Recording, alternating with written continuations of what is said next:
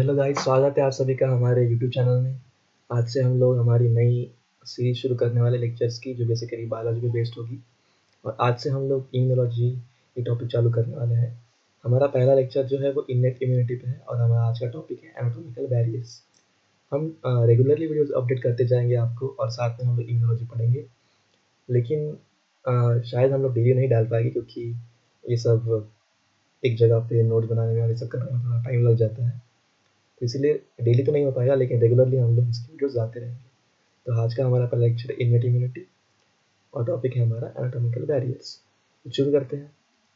जैसे आप सभी को पता ही होगा कि इम्यूनोलॉजी एक स्टडी है हमारे इम्यून सिस्टम की, वो काम कैसे करता है और वो बॉडी को कैसे बचाता है अलग अलग डिसीज से, और उसको अच्छे से फंक्शन करने में किस किस चीज़ों की ज़रूरत पड़ती है। ये सब इंक्लूड होता है हमारा इम्यूनोलॉजी के स्टडी में। और आज का हमारा जो टॉपिक है वो लेक्चर जो है वो इननेट इम्यूनिटी पे है। सो इननेट इम्यूनिटी जो होता है वो बॉडी का फर्स्ट लाइन ऑफ डिफेंस होता है। इसमें इननेट इम्यूनिटी जो होती है वो हमारे बॉडी की फर्स्ट लाइन ऑफ डिफेंस होती है अगेंस्ट हार्मफुल सब्सटेंसेस। और ये हमारे बॉडी में बचपन से प्रेजेंट होती है, हमें बर्थ से मिलती है, इसलिए इसको हम लोग इननेट बोलते हैं। और ये हमारे पूरे लाइफ भर हमारे साथ रहती है। ये कुछ स्पेसिफिक नहीं होती इतनी ज़्यादा, मतलब ये पैथोजन को स्पेसिफिकली टारगेट नहीं कर पाती। इसके पास कुछ ऑलरेडी कंजर्व जो होते हैं वो रिसेप्टर्स होते हैं, जो हमारे डीएनए में ऑलरेडी कंजर्व होते हैं, और वही सारे एक्सप्रेस होके रिसेप्टर्स बनाते हैं। तो ये कुछ स्पेसिफिक नहीं होता है, और ये जो रिस्पॉन्ड होता है वो बहुत फास्ट करता है, लेकिन इसका स्पेसिफिसिटी थोड़ा सा कम होता है। तो अभी हम लोग देखेंगे आगे, कंपैरिजन करेंगे हम लोग इननेट और अडेप्टिव इम्यूनिटी का। अडेप्टिव इम्यूनिटी जो होती है वो इननेट इम्यूनिटी के बाद आती है, जो बहुत ज़्यादा स्पेसिफिक होती है किसी भी पैथोजन के रिलेटेड, और वो पैथोजन को स्पेसिफिकली टारगेट करके वो लोग डिस्ट्रॉय करते हैं। और इननेट इम्यूनिटी उसके पूरे अपोजिट होती है, कुछ स्पेसिफिक नहीं होती है, और वो कुछ इतना स्पेसिफिक नहीं होती है। तो अभी हम लोग देखेंगे रिस्पॉन्स टाइम। इननेट इम्यूनिटी का जो रिस्पॉन्स टाइम होता है वो मिनट्स टू आवर होता है, बहुत जल्दी रिस्पॉन्ड करता है इननेट इम्यून सिस्टम हमारा, as compare to adaptive immune system, जिसको बहुत टाइम लग जाता है रिस्पॉन्ड करने में। जब पहली बार जब पैथोजन हमारा स्किन का बैरियर ब्रीच करता है, तब की बात कर रहे हैं हम लोग। अभी हम लोग आगे देखेंगे कि अडेप्टिव इम्यूनिटी को टाइम इतना क्यों लगता है एक्टिव करने में as compare to innate immunity. और जैसे हमको पता ही है, सेकंड जो स्पेसिफिसिटी है, जो लिमिटेड होती है और फिक्स होती है। ज़्यादा स्पेसिफिक तो नहीं होता है, और थोड़ा सा फिक्स्ड होता है इसका इननेट इम्यूनिटी का। और उसी के अपोजिट में अडेप्टिव इम्यूनिटी जो होती है वो बहुत ज़्यादा डाइवर्स होती है, मतलब बहुत सारे डिफरेंट एंटीजेंस जो पैथोजन शो करते हैं, और उसकी जो इपिटोप्स होती है उसको ये आइडेंटिफाई कर पाती है, जो अडेप्टिव इम्यूनिटी है। रिस्पॉन्स टू रिपीट इन्फेक्शन, जैसे एक इन्फेक्शन अगर फिर से हो रहा है तो इननेट इम्यूनिटी उस पर same type of response show करेगी। लेकिन अडेप्टिव इम्यूनिटी जो होती है वो जब सेकेंड टाइम जब इन्फेक्शन होता है उस पर बहुत ज़्यादा रैपिड एक ऐसा रिस्पॉन्स जनरेट करती है, जिससे जल्दी इन्फेक्शन को टैकल कर पाते हैं हम लोग। और ये भी क्यों होता है ये भी हम आगे के लेक्चर में देखेंगे। अभी हमारा टारगेट ये नहीं है आज के लेक्चर के लिए। सो मेजर कंपोनेंट जो है इननेट इम्यून सिस्टम के वो है फैगोसाइट्स और हमारा स्किन। फैगोसाइट जैसे फॉर एग्जांपल मैक्रोफैजेस और न्यूट्रोफिल्स, ये सारे कुछ इम्यून सेल्स है हमारे, ये भी हम आगे कवर करेंगे। और सेकंड जो है pattern recognition molecules. Pattern recognition molecules basically in immune cells के ऊपर के रिसेप्टर्स को बोलते हैं हम लोग। अडेप्टिव इम्यून सिस्टम्स में जो होते हैं मेजर कंपोनेंट वो होते हैं बी एंड टी लिम्फोसाइट्स और एंटीजन स्पेसिफिक रिसेप्टर्स और एंटीबॉडीज। तो अभी आगे चलते हैं। सो ये हो गई, ये सारी जो कहानी हम लोग इस डायग्राम में देख रहे हैं, ये हो गई जब पैथोजन हमारा स्किन का बैरियर जब ब्रीच कर देता है, तभी बहुत सारे सेल्स आते हैं। फॉर एग्जांपल यहाँ पे दिया है ना, एन के सेल्स मतलब नेचुरल किलर सेल्स हो गए, हमारे मैक्रोफेजेस हो गए, न्यूट्रोफिल्स हो गए, ये आके पैथोजन को क्लियर करते हैं, और उसको फैगोसाइटोसिस और उसका डिग्रेडेशन हो जाता है। डेनेटिव सेल्स भी इसमें एक्ट करते हैं। ये सारी कहानी हो गई जब पैथोजन हमारा स्किन का बैरियर ब्रीच कर देता है तब। लेकिन उसके पहले की जो स्टोरी है वो आज हम लोग इस लेक्चर में देखने वाले हैं। तो वही हमारा आज का टॉपिक है, एनाटॉमिकल बैरियर्स टू इन्फेक्शन। जो हमारे सारे के बैरियर्स जो है, बॉडी के सारे बैरियर्स है इन्फेक्शन से पहले के, वो हम लोग देखेंगे अभी। तो आज का तो फिजिकल बैरियर्स, सबसे पहले आते हैं physical barriers. Skin and tissue surfaces connect to the body's openings. So हमारी स्किन जो है वो पहला फिजिकल बैरियर है। अगर हमारी स्किन नहीं होती तो हमारी जो बॉडी हो जाती, ओपन हो जाती है किसी भी पैथोजन को अटैक करने के लिए। और हमारे बॉडी के जो डिफरेंट डिफरेंट ओपनिंग्स है, फॉर एग्जांपल आईज हो गया, हमारा नोज हो गया, माउथ हो गया, ईयर्स हो गए, हमारा रेक्टम हो गया, पेनाइल ओपनिंग, वजाइनल ओपनिंग, ये सब जो हो गई वो सारे बॉडी की ओपनिंग्स है। तो ये हमारे पहले फिजिकल बैरियर्स होते हैं। सेकेंड बैरियर जो होते हैं हमारे बॉडी के वो है mucosal epithelial cells, layers lining of the respiratory, gastrointestinal and urogenital tracts and उसके सारे डक्ट्स। सो सेकेंड जो होते हैं वो हमारे म्यूकोसल एपिथेलियल सेल्स होते हैं। जैसे आपको पता होगा कि हमारे जो ये डायग्राम दिखाता हूँ आपको, हाँ, तो इस डायग्राम में आप देख सकते हैं जो हमारा ये इपिथेलियल जो ये हमारी जो है इपिथेलियल लाइनिंग जो एयरवे है लंग्स की, इसके अंदर की जो लाइनिंग के सेल्स है उसको भी हम वो भी इपिथेलियल सेल्स होते हैं। और वो भी क्या करते हैं, एयरवे के जो इस ट्यूब के लाइनिंग पे जो इपिथेलियल सेल्स है वो उसको उसको वो जो हमारा इंटरनल टिश्यू की तरफ ब्रीच करने नहीं देंगे, उसे वहाँ पे रोक देंगे वो लोग। और म्यूकोजल क्यों करते हैं, क्योंकि म्यूकोजल कहते हैं इन सबको क्योंकि ये लोग एक ऐसा विस्कस फ्लूइड, उसको जब हम म्यूकस बोलते हैं, वो सीक्रेट करते हैं जो पैथोजन को डायरेक्टली अंदर जाने नहीं देता है, उसको उसके बीच में एक बैरियर सा लगा देता है। तो सारे के सारे ही हमारे लाइनिंग्स जो होते हैं, जैसे लंग्स के लाइनिंग्स हो गए, गैस्ट्रो इंटेस्टाइनल ट्रैक के लाइनिंग हो गए, जैसे इंटेस्टाइन के लाइनिंग्स हो गए, और हमारी यूरोजेनिटल ट्रैक के जो भी लाइनिंग्स है वो उसमें सारे ही म्यूकोसल एपिथेलियल सेल्स होते हैं जो इस बैरियर, जो यहाँ पे एज अ बैरियर एक्ट करते हैं। और हमारे जो सिक्रेटरी ग्लैंड्स होते हैं, सलाइवा हो गया, लैक्रिमल हो गया, मेमोरी ग्लैंड्स हो गया, ये भी सारे हेल्प करते हैं एज अ बैरियर में। तो ये लैक्रिमल ग्लैंड्स होते हैं वो टीयर सीक्रेट करते हैं, सलाइवरी ग्लैंड्स आपको पता है सलाइवा सीक्रेट करते हैं, और यहाँ पे मेमोरी ग्लैंड्स होते हैं जो कि जो कि मिल्क सीक्रेट करते हैं।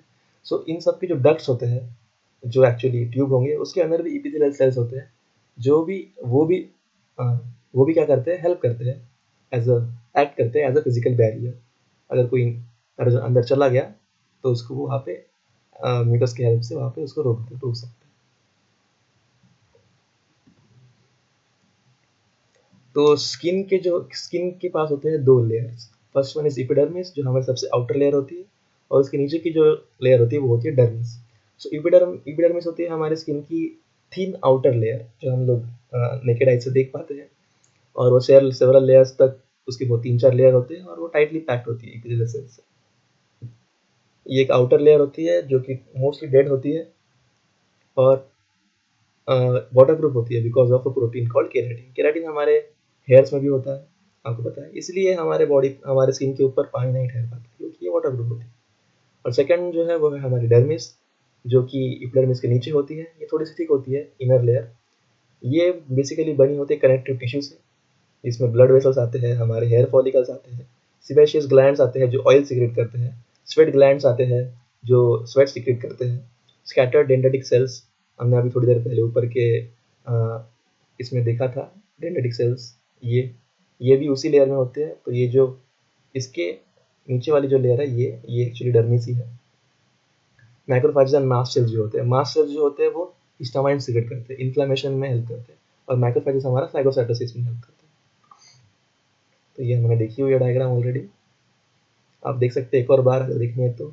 सारे के लोकेशंस, डिफरेंट डिफरेंट ग्लैंड्स के, सारे एपिथेलियल लाइनिंग्स के locations, mammary glands, intestine, large intestine, rectum का और यूरोजेनिटल ट्रैक्ट का लोकेशन दिया है। और हाँ, तो जैसे हमने अभी बात किया था कि हमारे जो इंटरनल ऑर्गन्स के लाइनिंग्स होते हैं वहाँ पे कोई स्किन नहीं होती, उस पर एक अलग एपिथेलियल सेल्स की लाइनिंग होती है।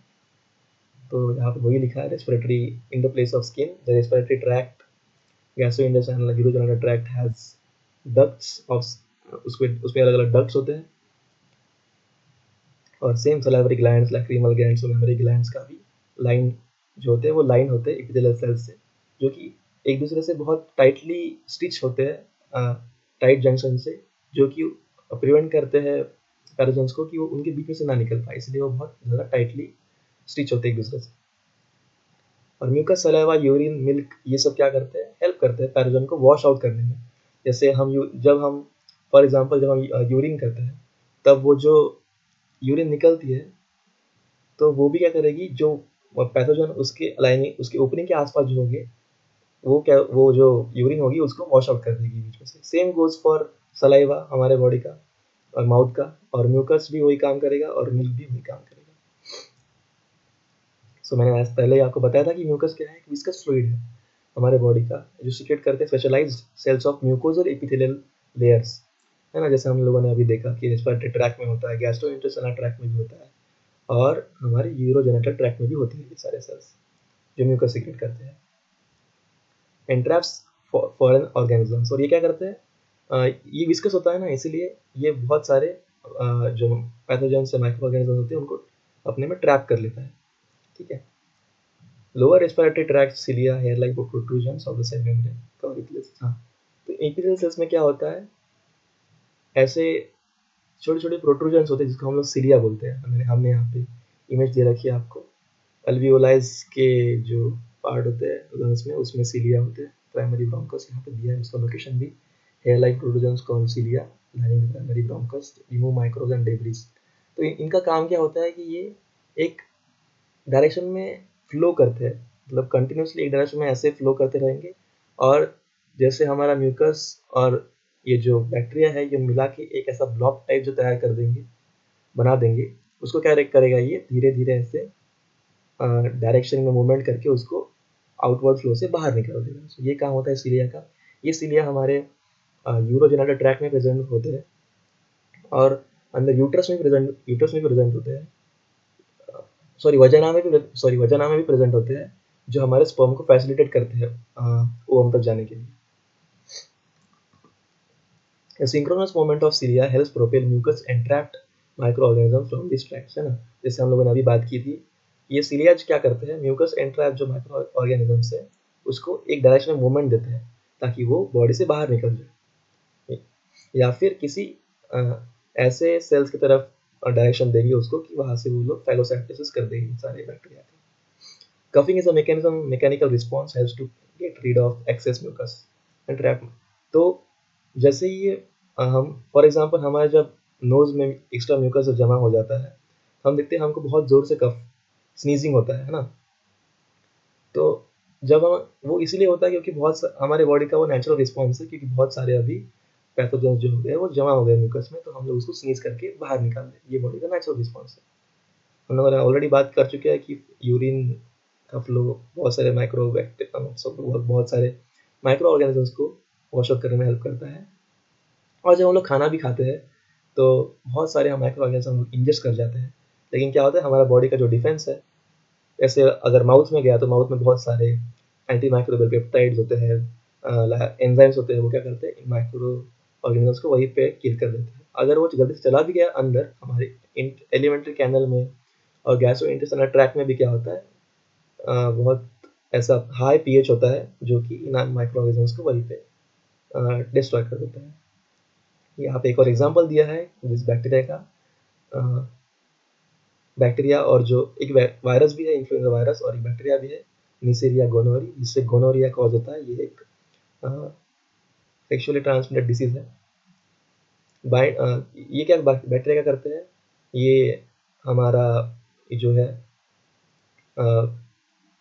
बैरियर्स जो हमने म्यूकस ये सब बनाते हैं वो ये लोग ब्रीच कर सकते हैं। कैसे कर सकते हैं, क्योंकि ये इनके पास कुछ स्ट्रक्चर्स होते हैं जो म्यूकस मेम्ब्रेन से म्यूकस होने के बाद भी एपिथेलियल सेल्स के मेम्ब्रेन से वो फर्मली अटैच कर सकते हैं। तो ऐसे स्ट्रक्चर्स होते हैं वो बेसिकली बैक्टीरिया के पास होते हैं, जिसको हम लोग फिम्ब्री और पिलाए बोलते हैं, जो सर्टेन ग्लाइकोप्रोटीन्स एंड ग्लाइकोलिपिड्स जो एपिथेलियल सेल्स एक्सप्रेस करते हैं अपने सरफेस पे, उसको टाइटली बाइंड करते हैं, इसलिए ये इसको म्यूकस जो है वो वॉश आउट नहीं कर पाता है। तो ये डायग्राम में आप देख सकते हैं।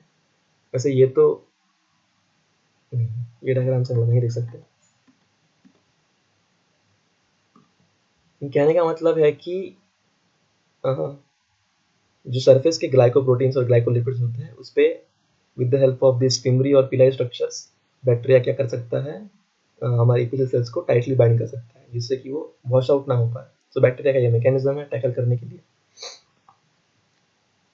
सो नाउ अभी हम लोग देखेंगे कुछ केमिकल बैरियर्स, अभी हम लोगों ने फिजिकल बैरियर्स देखे, जैसे बहुत सारे म्यूकस, सलाइवा, मिल्क, यूरिन, ये सब। और स्किन भी देखा हम लोगों ने, डर्मिस, एपिडर्मिस, ये सब। अभी हम लोग केमिकल बैरियर्स देखेंगे। सो फर्स्ट हमारा केमिकल बैरियर्स जो आते हैं, और हमारे केमिकल बैरियर्स में भी दो टाइप्स है, एंटी माइक्रोबियल प्रोटीन्स और पेप्टाइड्स। पेप्टाइड्स और प्रोटीन के बीच में का डिफरेंस ये है कि पेप्टाइड जो होते हैं वो less than 100 amino acid long होते हैं, और प्रोटीन्स क्या होते हैं, उससे थोड़े से बड़े होते हैं, 100 अमीनो एसिड से ज़्यादा बड़े होते हैं। ठीक है। केमिकल बैरियर्स में पहले आता है स्किन एंड, तो हमको पता है स्किन और एपिथेलियल सेल्स जो होते हैं वो variety of antimicrobial agents जो है सिक्रेट करते हैं। So among them there are several enzymes that and binding proteins that kill or inhibit the growth of bacteria and fungal cells. तो अभी हम लोग वही देखने वाले हैं। सबसे पहला एग्जांपल है लाइसोजाइम। लाइसोजाइम एक एंजाइम है। ये एंजाइम हमारे सलाइवा में, टीयर्स में और हमारे रेस्पिरेटरी ट्रैक के फ्लूइड्स में भी क्या होता है, प्रेजेंट होता है। ये एंजाइम क्या करता है, बैक्टीरिया को बैक्टीरिया का मेम्ब्रेन, सॉरी बैक्टीरिया का जो आउटर लेयर है, जो मेम्ब्रेन है, उसको क्लीव कर देता है, जिससे कि बैक्टीरिया के सारे कंपोनेंट्स बाहर आ जाए और वो वहीं पे किल हो जाए। तो ये जो लाइसोजाइम है, ये एक कंपोनेंट को टारगेट करता है बैक्टीरिया के, जिसको हमें पेप्टिडोग्लाइकन बोलते हैं। अभी मैं आपको एक इमेज दिखाऊंगा, उसमें आपको क्लियर हो जाएगा ये सब। हाँ, तो ये रहा ग्राम पॉजिटिव और ग्राम नेगेटिव बैक्टीरिया का जो सरफेस होता है, आउटर लेयर जो होती है, उसका इमेज। तो वहाँ पे आप लोग देख सकते हैं, जो ग्राम नेगेटिव बैक्टीरिया होती है उसमें पेप्टिडोग्लाइकन की जो लेयर होती है ये थोड़ी सी थिन होती है, और ग्राम पॉजिटिव बैक्टीरिया में ये लेयर बहुत ज़्यादा थिक होती है। तो ये जो लाइसोजाइम होता है वो इसी लेयर को टारगेट करता है, जिससे कि बैक्टीरिया का जो प्रोटेक्शन मैकेनिज्म है आउटर, वो वीक हो जाए और बैक्टीरिया वहीं पे किल हो जाए। तो ये यही काम करता है हमारा लाइसोजाइम। सेकंड है लैक्टोफेरिन और कैलप्रोटेक्टिन। ये भी क्या है, दो बाइंडिंग प्रोटीन्स है।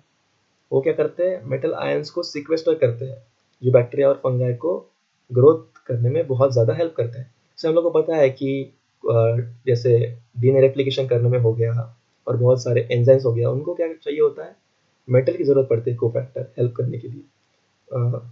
मेटल आयंस की ज़रूरत पड़ती है ना, एज अ कोफैक्टर, जिससे कि वो एक्टिविटी कर पाए। तो ये लैक्टोफेरिन और कैलप्रोटेक्टिन क्या करते हैं, कुछ मेटल आयंस जो होते हैं, जो बैक्टीरिया को चाहिए होते हैं डीएनए रेप्लिकेशन करने के लिए, बैक्टीरिया फंगस को चाहिए होते हैं डीएनए रेप्लिकेशन करने के लिए, तो ये सब उन लोग को, ये दो प्रोटीन क्या करते हैं, वो मेटल आयन को ट्रैप कर लेते हैं, ताकि बैक्टीरिया को इजीली ना मिल पाए और बैक्टीरिया की वहाँ पे ग्रोथ लिमिट हो जाए।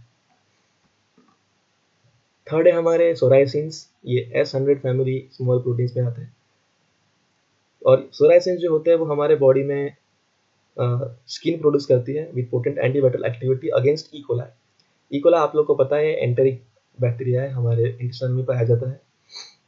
तो ये क्या करता है सोराइसिन, ये एंटीवायरल एक्टिविटी देता है अगेंस्ट इकोलाई। इसलिए आप देखेंगे कि हमारा जो ऊपर का स्किन है उसमें कोई बैक्टीरियल इन्फेक्शन नहीं हो पाता। क्यों? क्योंकि सोराइसिन जो है वो उस इकोलाई को हमेशा डिस्ट्रॉय कर देता है वहाँ पे। एक एक्सपेरिमेंट भी है जहाँ पे साइंटिस्ट ने ट्राई करके देखा है कि उन्होंने एक दूसरा बैक्टीरिया लिया, जिससे एस ऑरियस लिया और इकोलाई लिया, और दोनों को ही क्या किया, हमारे फिंगर टिप्स पे, ये जो हमारे फिंगर टिप्स है इस पे क्या किया उन्होंने, उसको इंक्यूबेट किया, मतलब ब्रश से या किसी चीज़ से लगा दिया और 30 मिनट्स के लिए छोड़ दिया। उसके बाद इन तीनों ही फिंगर टिप्स को पेट्री प्लेट पे ऐसे लगा दिया, और फिर कुछ देर बाद ग्रोथ देखी। तो उन्होंने देखा कि एस ऑरियस जो है वो ग्रो कर रहा है वहाँ पे, लेकिन ई कोलाई जो है वो वहाँ पे पेट्री प्लेट पे बिल्कुल भी, मतलब निग्लिजिबल अमाउंट ऑफ ग्रोथ थी वहाँ। क्यों? क्योंकि जैसे हम लोगों ने इंक्यूबेट किया हमारे फिंगर्स पे ई कोलाई को, तो सोराइसिन्स वहाँ पे एक्ट कर गए और सारे सोराइसिन्स ने ई कोलाई को किल कर दिया। वही वहाँ पे एस ऑरियस जो है वो सर्वाइव कर पाया, क्योंकि सोराइसिन्स जो है वो एस ऑरियस को किल नहीं कर पाते।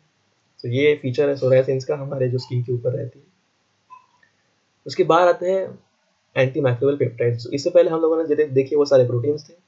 अभी एंटी माइक्रोबियल पेप्टाइड्स हम लोग देखेंगे जो less than 100 amino acid long होते हैं। तो ये एंटी माइक्रोबियल पेप्टाइड जो है वो बहुत, ये एक एंशिएंट फॉर्म रहा है हमारे इनेट इम्यूनिटी का, जो सब में प्रेजेंट होता है। एंटी माइक्रोबियल पेप्टाइड जो होते हैं सब में प्रेजेंट होते हैं। जैसे वर्टिब्रेट्स हो गए, इनवर्टिब्रेट्स हो गए, प्लांट्स हो गए, फंगाई हो गए, और इंसेक्ट में भी होते हैं। ये सिस्टीन रिच होते हैं, कटायनिक होते हैं और एम्फीपैथिक होते हैं, containing both hydrophilic and hydrophobic regions.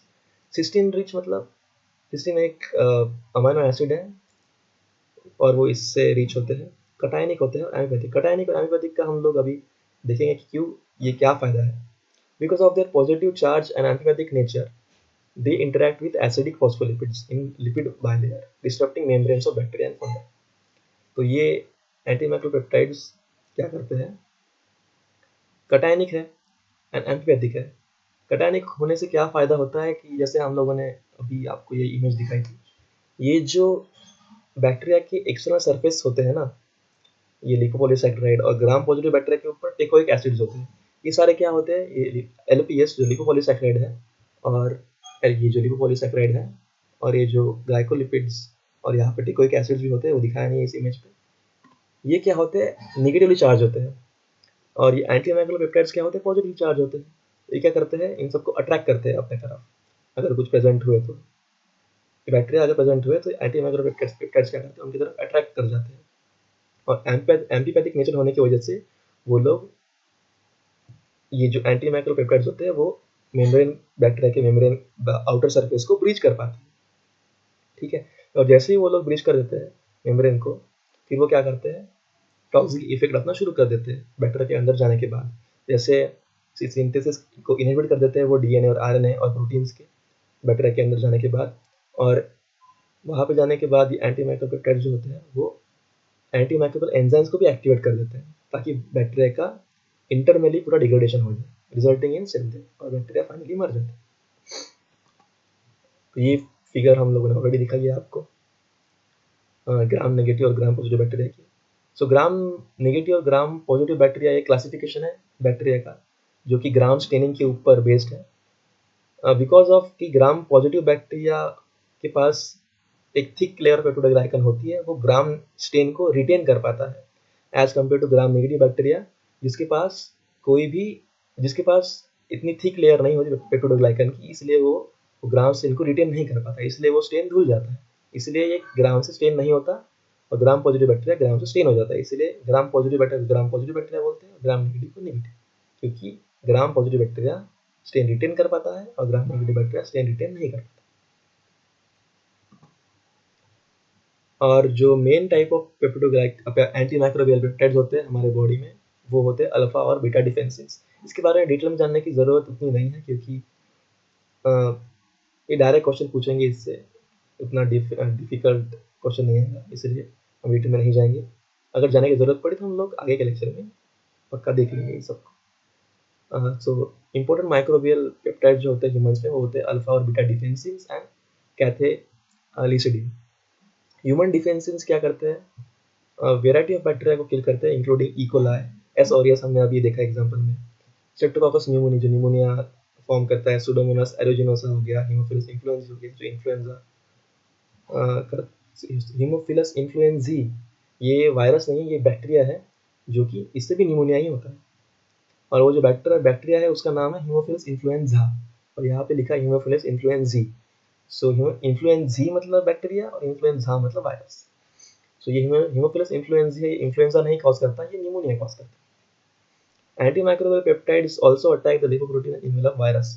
So same antimicrobial क्या करते हैं? लिपोप्रोटीन से इन्वेलप जो वायरस है उनको भी अटैक करते हैं, such as influenza virus and some herpes virus. herpes virus ये एक फैमिली ऑफ वायरस है जिसको भी एंटीमाइक्रोपेप्टाइड्स क्या करते हैं? अटैक करते हैं। Defensins and cathelicidin IL-37 are secreted constitutively by epithelial cells in many tissue. ये डिफेंसिन्स और कैथेलिसिडिन जो होते हैं वो हमारी बॉडी कंटिन्यूली बनाते ही रहते हैं, मतलब रुकते नहीं है, बनाते ही रहते हैं कंटिन्यूली, ताकि जब भी पैथोजन आए वहाँ पे तो ये रेडी रहे उसको अटैक करने के लिए। Production of this antimicropeptides can also be induced in many epithelial cells and other cells by binding of microbial components. तो इनका जो प्रोडक्शन है वो कभी कभी क्या होता है, वो मोस्ट ऑफ द टाइम क्या होता है? पैथोजन से इंड्यूस भी होता है। जैसे ही इपिथेलियल सेल्स के ऊपर ये इन एंटीमाइक्रोपेप्टाइड्स क्या एंटीमाइक्रोबियल पेप्टाइड्स का इंडक्शन भी हो सकता है। कैसे? जब कोई माइक्रोब्स सेलुलर सरफेस के रिसेप्टर्स पे बाइंड होता है तब क्या करते हैं? वो इपिथेलियल सेल्स क्या करते हैं? सिग्नल देते हैं कि सिग्नल देते हैं जिससे कि एंटीमाइक्रोबियल पेप्टाइड का प्रोडक्शन और बढ़ जाता है। तो इस वजह से क्या कर सकते हैं, इस वजह से एंटी माइक्रोपेप्टाइड्स का इंडक्शन भी होता है एपिथेलियल में। अभी हम लोग देखेंगे और एक एंटी माइक्रोबियल पेप्टाइड्स का क्लास जो है सर्फेक्टेंट्स। ये लुब्रिकेटिंग लिपिड्स होते हैं और प्रोटीन्स होते हैं जो सिक्रेट करते हैं रेस्पिरेटरी ट्रैक्ट्स, हमारे एपिथेलियम, हमारे रेस्पिरेटरी ट्रैक्ट की एपिथेलियम जो है वो सिक्रेट करते हैं इसको। SPA and SPD surfactant protein A and surfactant protein D, ये है कुछ इंपॉर्टेंट सर्फेक्टेंट्स हमारी बॉडी में जो लंग्स में प्रेजेंट होते हैं और हाँ कुछ सिक्रेशंस में भी प्रेजेंट होते हैं म्यूकोसल एपिथेलिया के। Are members of a class of micro binding protein called collectins, और ये माइक्रो बाइंडिंग प्रोटीन जिसको कोलेक्टिन बोलते हैं उसका एक उसके मेंबर्स है, उस क्लास के मेंबर्स है। SPA and SPD bind differently to sets of carbohydrates, lipids and proteins, components of microbial surfaces, and help to prevent infection by blocking the polar surface. ये क्या करते हैं, SPA और SPD जो माइक्रोबियल सरफेस है जो हमको पता है प्रोटीन्स, लिपिड्स और कार्बोहाइड्रेट्स होते हैं, हमने अभी देखा था इस इमेज में, ये ग्लाइको लिपिड्स है, ग्लाइकोप्रोटीन्स है और लिपोपॉलीसैकेराइड्स है। इन सबको क्या करता है, वो बाइंड कर जाता है ये SPA और SPD। और जैसे ही वो बाइंड करता है, ये क्या करता है, माइक्रोबियल सरफेस जो हो गई पहले जो थी वो ओपन थी, जिसके हेल्प से वो क्या कर सकते थे, हमारे सेल के रिसेप्टर्स को बाइंड कर सकते थे और पैथोजन और पैथोजेनिक एक्टिविटी इंड्यूस कर सकते थे। लेकिन अब क्या हो रहा है, ये जो हमारे सर्फेक्टेंट्स हैं वो उस पर ऑलरेडी बाइंड कर जा रहे हैं और उसका जो सरफेस के जो अटैचमेंट है उसको मॉडिफाई कर दे रहे हैं and help to prevent infection of blood. और उसकी जो साइड थी, जो सरफेस थे, उसके सरफेस पे जो माइक्रोबियल कंपोनेंट्स थे जैसे ग्लाइको प्रोटीन, ग्लाइकोलिपिड, लिपोपॉलीसैकेराइड, उसको क्या कर रहे हैं, ये सर्फेक्टेंट्स ब्लॉक कर दे रहे हैं। इससे कि सरफेस तो मॉडिफाई हो गया, अब तो हमारा सेल सरफेस को उसको आइडेंटिफाई नहीं कर पाएगा, है ना। इससे क्या होता है, पैथोजन का क्लियरेंस में हेल्प होता है। सो थैंक यू गाइज, ये लेक्चर सुनने के लिए। यही पे खत्म होता है। अगला लेक्चर अभी हम लोग इननेट इम्यूनिटी पे ही बनाएंगे, मतलब कंटिन्यूएशन में बनाएंगे, जहाँ पे हम लोग ओवरव्यू देंगे आपको एक इननेट इम्यूनिटी और अडैप्टिव इम्यूनिटी का। ये जो लेक्चर था ये बेसिकली बेस्ड था फिजिकल और केमिकल बैरियर्स पे, जो पैथोजन हमारे बॉडी के अंदर एंटर करने से पहले जो बैरियर्स आते हैं उसके लिए था ये लेक्चर। होप आप लोग को ये पसंद आएगा। आपके सारे जितने भी क्वेश्चंस होंगे आप कमेंट में पूछ सकते हैं, हम लोग सारे के सारे कमेंट्स का आंसर देने का ट्राई करेंगे। और प्लीज़ लाइक कीजिए वीडियो को, चैनल को सब्सक्राइब कीजिए और शेयर कीजिए जितने भी आपके दोस्त हैं वो जो इम्यूनोलॉजी पढ़ रहे हैं उनको। और थैंक यू, आज के लिए इतना ही।